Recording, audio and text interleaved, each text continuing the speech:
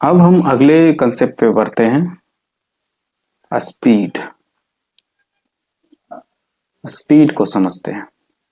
बहुत बार सुने होंगे ये टर्म स्पीड, जैसे गाड़ी की स्पीड क्या है। तो ये स्पीड है क्या, और ये मोशन से कैसे डिफरेंस है। मोशन क्या बताता है और स्पीड क्या बताता है, दोनों में क्या अंतर है। तो मोशन हमें सिर्फ ये बताता है कि कोई बॉडी अपना पोजीशन चेंज कर रहा है, बस ये बताता है कि किसी रेफरेंस पॉइंट से अपना पोजीशन वो चेंज किया। पर स्पीड की क्या जरूरत पड़ी हमें, क्या बताता है स्पीड हमें। तो एक सिचुएशन लेते हैं।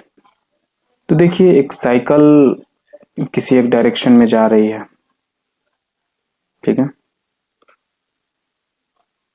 और एक ट्रेन भी जा रही है। दोनों मोशन में है, दोनों मोशन में है,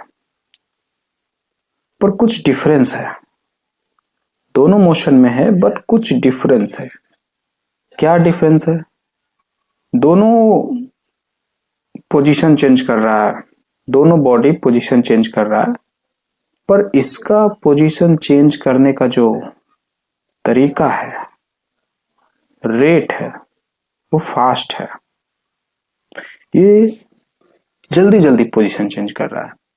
दोनों को अगर इक्वल टाइम दिया जाए, दोनों को अगर इक्वल टाइम दिया जाए तो ये उसी टाइम पे ये ज्यादा पोजीशन चेंज कर लेगा। मान लो दोनों को 2 सेकंड दिया जाए,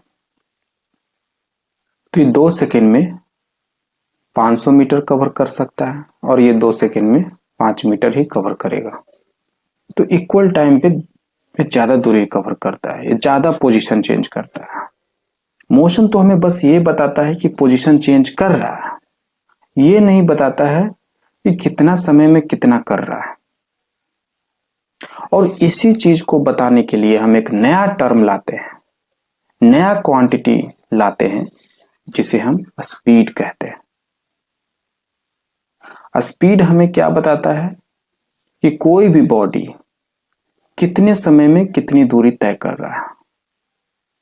कोई भी बॉडी 1 सेकेंड में कितना दूरी तय करता है, दैट इज स्पीड। जैसे ये ट्रेन 500 मीटर 2 सेकेंड में कवर किया, तो 1 सेकेंड में कितना दूरी कवर करेगा, 500 बाई 2 मीटर। तो ये क्या हो गया मेरा स्पीड, ट्रेन का स्पीड। ये साइकिल 5 मीटर 2 सेकेंड में 5 मीटर ट्रेवल करता है, तो 1 सेकेंड में 5 बाई 2 मीटर। तो ये 5 बाई 2 क्या हो गया स्पीड।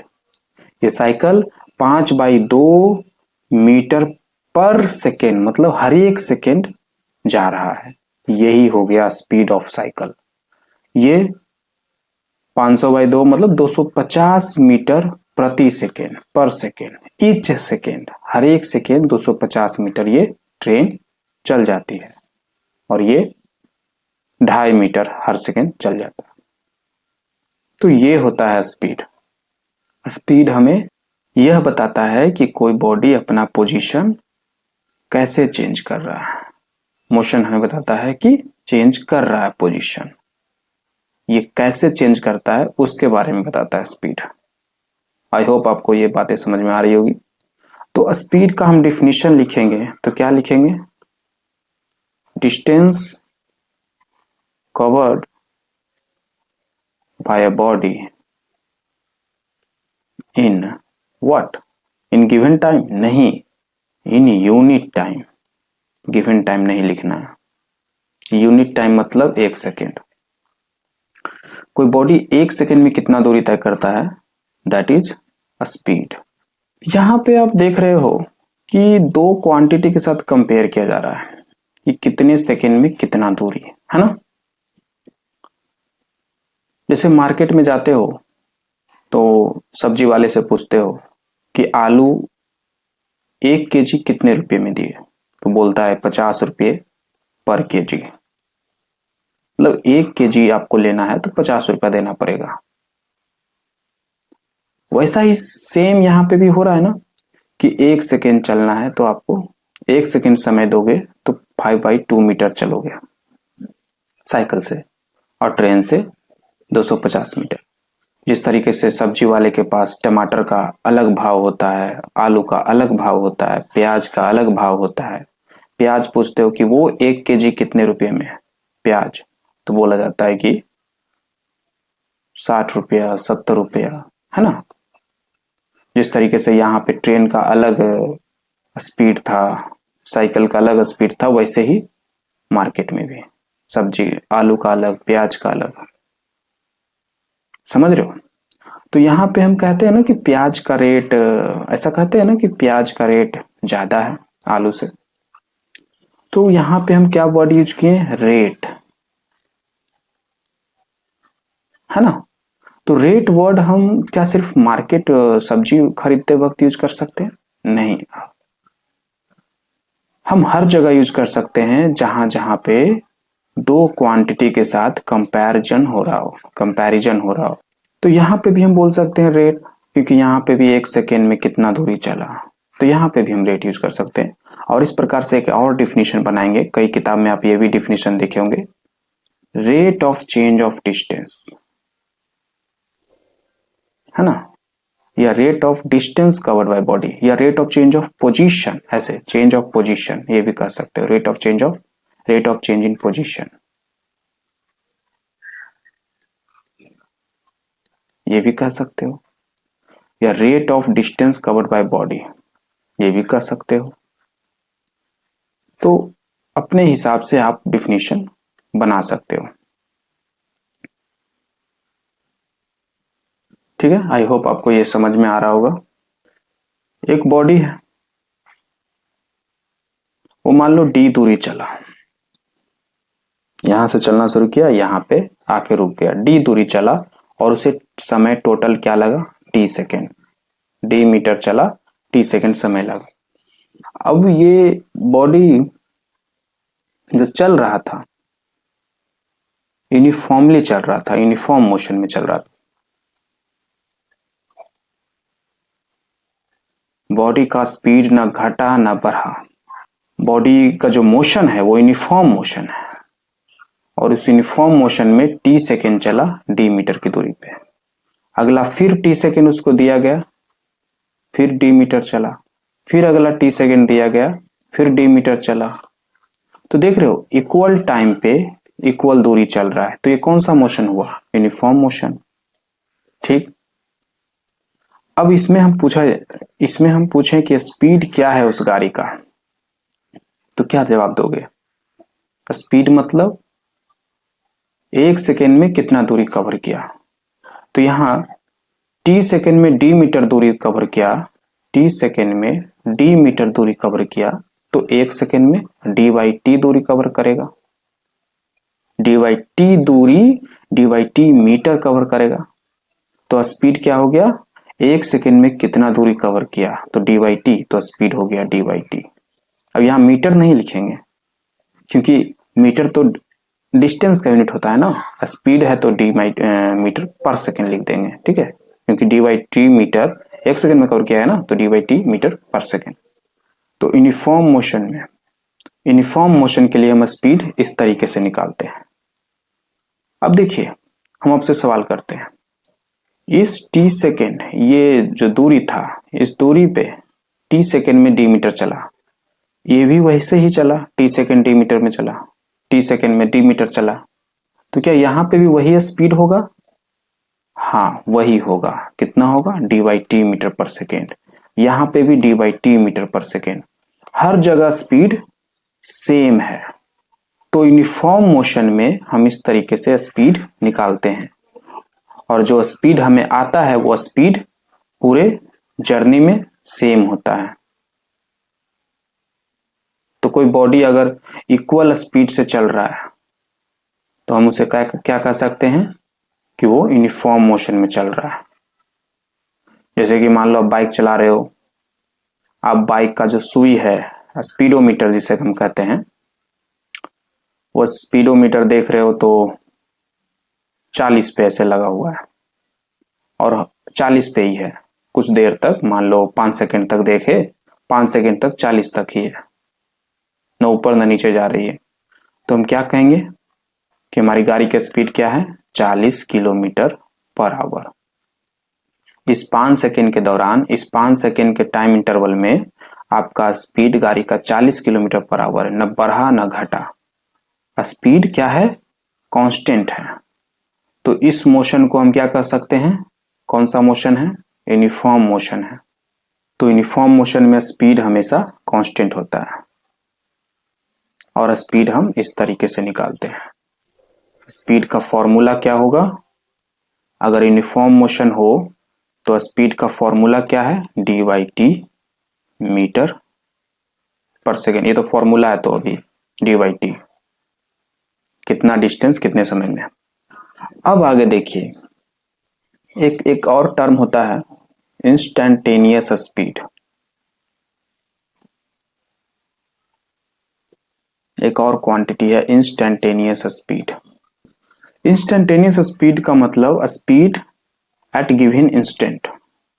तो जब आप गाड़ी चला रहे थे तो उस समय आपका नीडल 40 पे था, आपसे पूछा जाए कि इस इंस्टेंट पे, इस समय आपकी स्पीड क्या है, तो क्या बोलोगे, 40, है ना। इस पूरे 5 सेकंड के दौरान कभी भी आपसे पूछे, किसी भी पल पूछे इस पूरे 5 सेकंड में, तो आप क्या बोलोगे, जवाब क्या दोगे, 40। जो नीडल शो कर रहा है वही।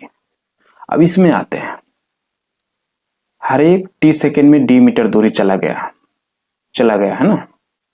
तो स्पीड क्या था हर समय, डी बाई टी। तो हम यहां से यहां इस जर्नी के दौरान हम आपसे पूछते हैं कि गाड़ी की स्पीड क्या है, यहां पे आया गाड़ी, उस समय बताओ स्पीड क्या है, अब यहां आ गया गाड़ी, उस समय स्पीड बताओ क्या है। तो हर समय आप क्या बोलते, डी बाई टी। तो यहां पे हम ये कहना चाहते हैं कि यूनिफॉर्म मोशन में जो आप स्पीड निकालते हो वो कौन सा स्पीड होता है, इंस्टैन्टेनियस स्पीड होता है। स्पीड इन यूनिफॉर्म मोशन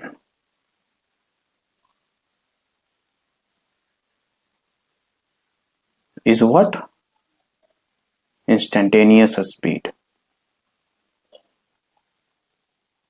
ठीक है, मतलब यहां से यहां के दौरान उस यूनिफॉर्म मोशन था, और उस यूनिफॉर्म मोशन में कभी भी आप पूछो, किसी भी इंस्टेंट पे स्पीड पूछोगे तो वो इस स्पीड के बराबर होगा ना, जो हम डी बाई टी करके कैलकुलेट किए। अब हम आगे देखते हैं, स्पीड का यूनिट क्या होता है। बहुत सारे यूनिट होते हैं, metre per second, kilometre per hour, minute पर सेकेंड भी होता है, ठीक है, बहुत सारे यूनिट होते हैं, ये सब यूनिट है। ये अकेला सिर्फ एसआई यूनिट है। कोई पूछे स्पीड का ऐसा यूनिट क्या है, तो मीटर पर सेकेंड। अब यहां पे हम अभी क्या देखें, यूनिफॉर्म मोशन का देखें कि यूनिफॉर्म मोशन, जब कोई बॉडी यूनिफॉर्मली मूव करे तो उस समय स्पीड हम कैसे निकालते हैं, और वो स्पीड हमारा इंस्टेंटेनियस स्पीड कहलाता है। किसी भी उस जर्नी के दौरान किसी भी पल का स्पीड पूछो वही रहेगा। ओके, यहां तक समझ में आया। अब जब हमारा बॉडी नॉन यूनिफॉर्मली मूव करे तब हम स्पीड कैसे निकालते हैं, for non uniform motion.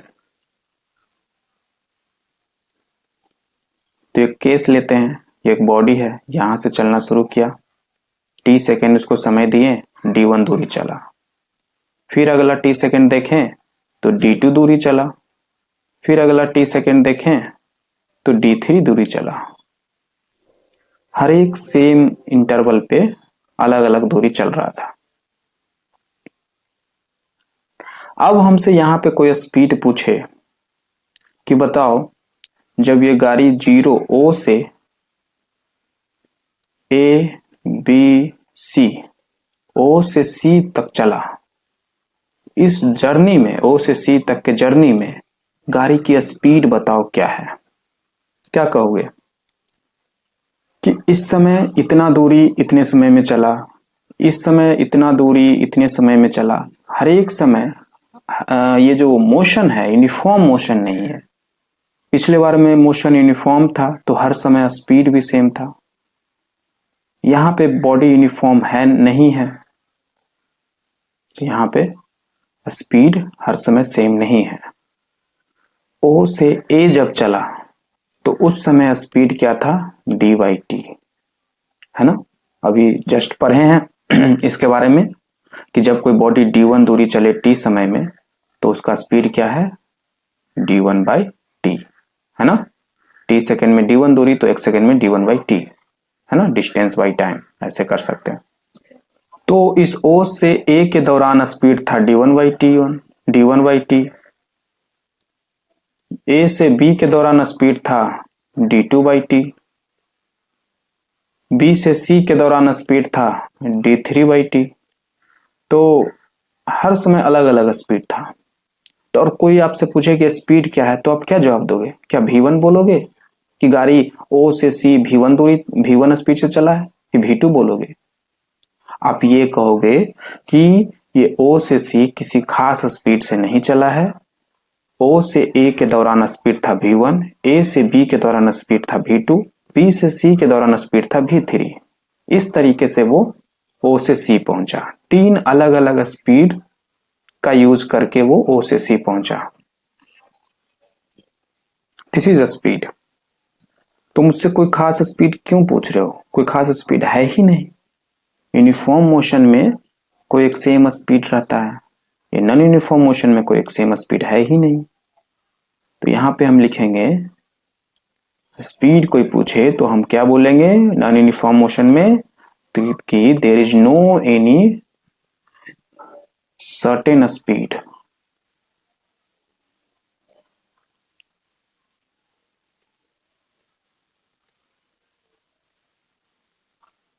with which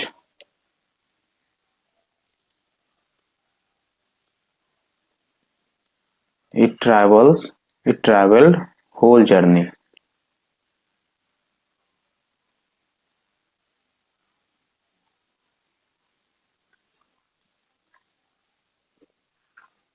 I hope आपको ये समझ में आ रहा है। तो स्पीड कोई पूछे तो आप नहीं बता सकते। तो अब क्या करें,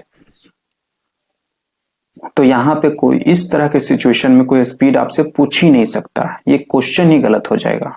आपसे क्या पूछेगा, जब भी नॉन यूनिफॉर्म मोशन रहेगा आपसे स्पीड नहीं पूछा जाएगा, आपसे यूनिफॉर्म स्पीड पूछा जाएगा, सॉरी एवरेज स्पीड पूछा जाएगा।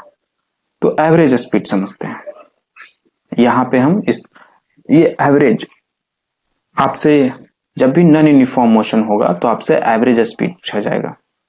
अब ये एवरेज स्पीड क्या होता है, तो ये एवरेज वर्ड कब यूज होता है, ये जो एवरेज हम कब निकालते हैं, किस सिचुएशन में आते हैं तो हम एवरेज यूज करते हैं, एवरेज कब यूज करना चाहिए। तो देखिए जब भी आपका जो डेटा है, डेटा वैल्यू वो चेंज करे तब हम एवरेज निकालते हैं।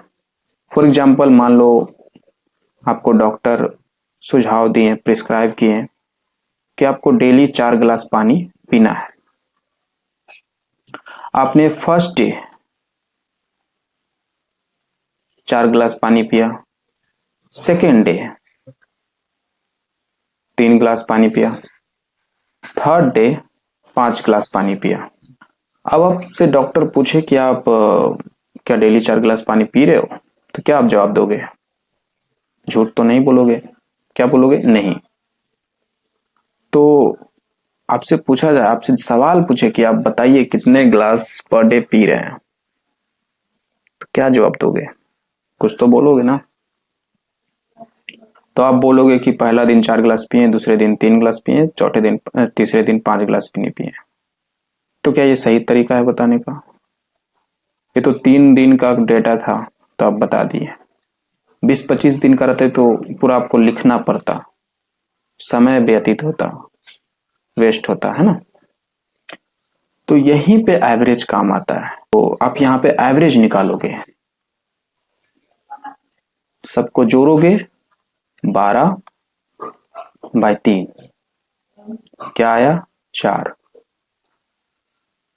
तो आप यहाँ पे कहोगे कि मैं एवरेज में 4 गिलास पर डे पी रहा हूँ। एवरेज बोलना जरूरी है, ये नहीं बोलना है कि 4 गिलास पर डे पी रहा हूँ। अगर आप ये बोलते हो कि 4 गिलास पर डे पी रहे हैं तो समझेगा डेली 4 गिलास पी रहा है, पर आप डेली तो 4 गिलास पी नहीं रहे हो, तो आप क्या बोलोगे एवरेज में डेली 4 गिलास पानी पी रहे हैं। तो एवरेज लगाते ही वो समझ जाएगा कि ओ ये 4 गिलास नहीं पी रहा है, कभी 4 गिलास से कम पी रहा है, कभी 4 गिलास से ज्यादा पी रहा है।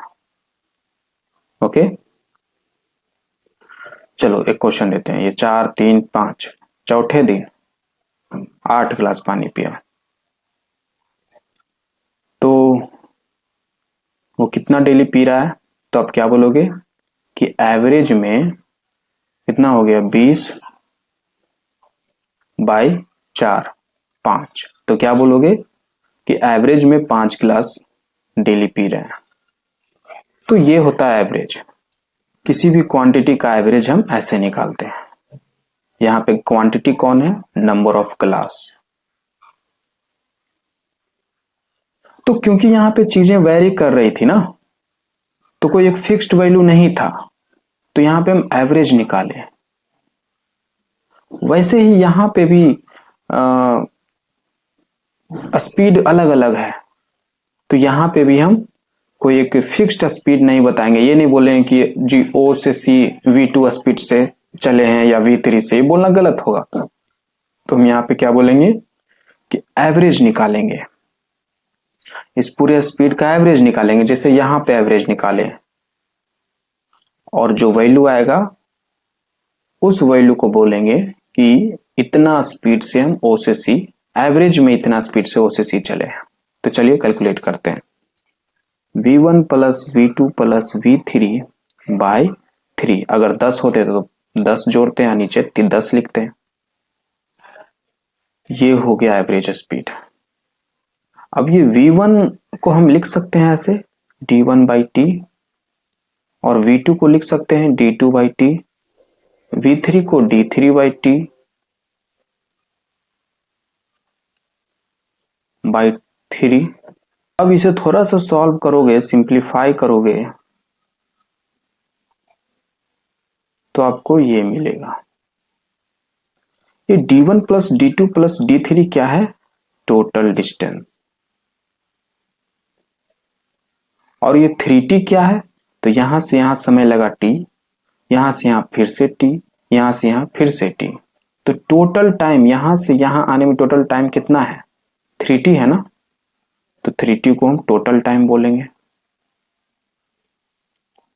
तो एवरेज स्पीड आप एक इस तरीके से निकाल सकते हो। अगर आपको हर एक इंटरवल पे, इक्वल इंटरवल पे स्पीड मालूम है तो इस तरीके से स्पीड निकालो।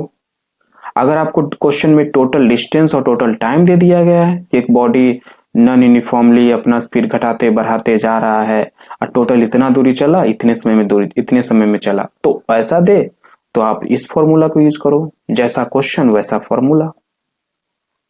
समझ में आई बात?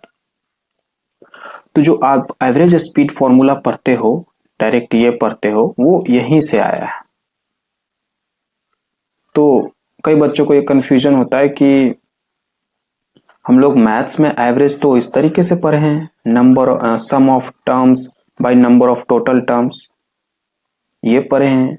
यहाँ पे average speed sum of speed by total speed नहीं किया जाता है, यहाँ तो टोटल डिस्टेंस टोटल टाइम किया जाता है। यहाँ पे वैसा क्यों नहीं कर सकते? कर सकते हैं, जो कि हम यहाँ पे अभी आपको दिखाएं भी। ठीक है, ये जो फॉर्मूला आया है यहीं से आया है। तो ये है एवरेज स्पीड।